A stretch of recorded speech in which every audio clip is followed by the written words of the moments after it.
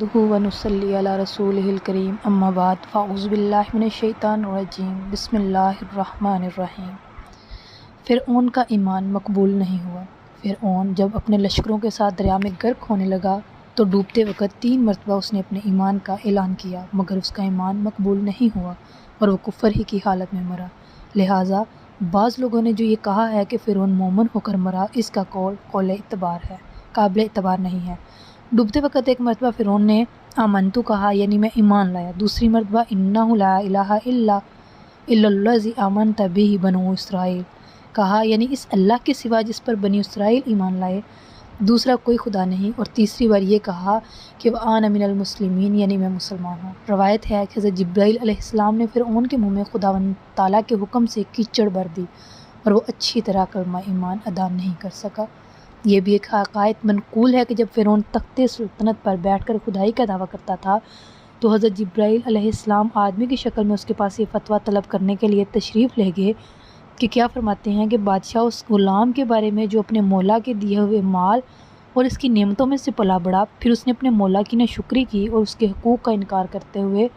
خود اپنی سیادت کا اعلان کر دیا، بلکہ خدائی کا دعویٰ کرنے لگا۔ تو فرعون نے اس کا جواب یہ لکھا کہ ایسا غلام جو اپنے مولا کی ناشکری کر کے اپنے مولا کا باغی ہو گیا، اس کی سزا یہی ہے کہ وہ دریا میں غرق کر دیا جائے۔ چنانچہ جب ڈوبتے وقت فرعون پر موت کا گرگرا سوار ہو گیا تو حضرت جبرائیل علیہ السلام نے فرعون کا وہ دستخطی فتویٰ اس کو دکھایا اور اس کے بعد فرعون مر گیا۔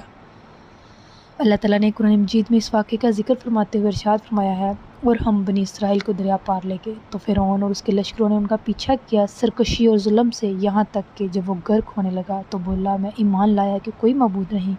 اس کے سوا جس پر بنی اسرائیل ایمان لائے اور میں مسلمان ہوں۔ کیا اب اور پہلے سے نافرمان رہا اور تو فسادی تھا، آج ہم تیری لاش کو تیرا دیں گے اور تو اپنے پچھلوں کے لیے نشانی ہو، اور بے شک بہت سے لوگ ہماری آیتوں سے غافل ہیں۔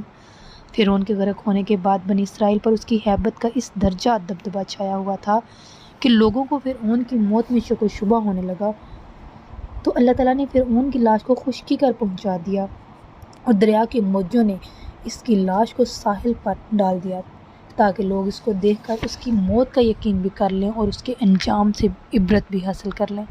مشہور ہے کہ اس کے بعد ہی سے پانی نے لاشوں کو قبول کرنا چھوڑ دیا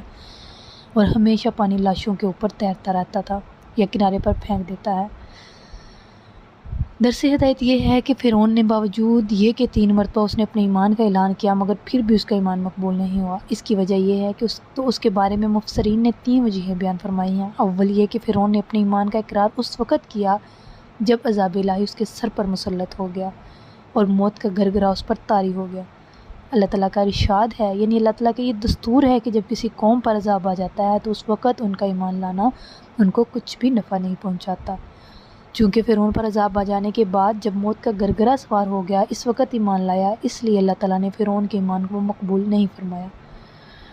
اور حضرت جبرائیل کو حکم دیا کہ اس کے منہ میں کیچڑ بھر دیں اور یہ کہہ دیں کہ اب تو ایمان لایا ہے، حالانکہ اس سے پہلے تو ہمیشہ ایمان لانے سے انکار کرتا رہا اور لوگوں کو گمراہ کر کے فساد پھیلاتا رہا۔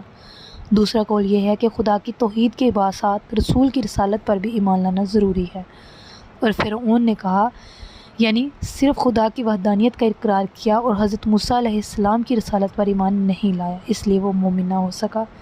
تیسرا قول یہ ہے کہ فرعون نے ایمان لانے کے قصد سے کلمہ ایمان کا تلفظ نہیں کیا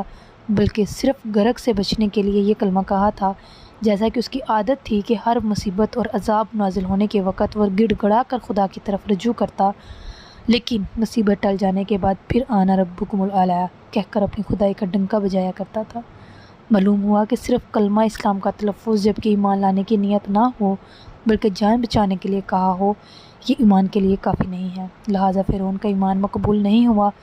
اور صحیح قول یہی ہے کہ فرعون کفر ہی کی حالت میں غرق ہو کر مرا۔ اس پر قرآن مجید کی آیتیں اور حدیثیں شاہد عدل ہے۔ اسی لیے علامہ ساوی رحمۃ اللہ علیہ نے اپنی تفسیر میں تحریر فرمایا کہ جن بعض لوگوں نے یہ کہا ہے کہ فرعون مومن ہو کر مرا، ان لوگوں کا قول قابل اعتبار نہیں ہے۔ صدق اللہ العظیم، جزاک اللہ۔